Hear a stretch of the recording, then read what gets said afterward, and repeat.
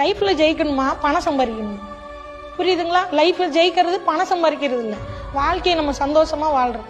இங்க நிறைய பேர் ஜெயிக்கிறதுனா கோடீஸ்வரன் ஆகணும்னு நினைக்கிறோம். அது கிடையாது. என்னோட தேவைக்கு எனக்கு பணம் வேணும், என்னோட தேவைக்கு நான் சம்பாதிக்கணும், எனக்கு இவ்வளவு தேவை, எனக்கு இது வேணும். இப்ப எனக்கு 1 கோடி இருந்தா நான் ஜெயிச்சிருவேன்னா என்னோட டார்கெட் அந்த 1 கோடி. இன்னொருத்த 1000 கோடி சம்பாதிச்சிருக்கிறான், நான் அந்த 1000 கோடி சம்பாதிச்சாதான் நான் ஜெயிக்குவேன்னா அது என் டார்கெட் இல்லை, அது ஆசை.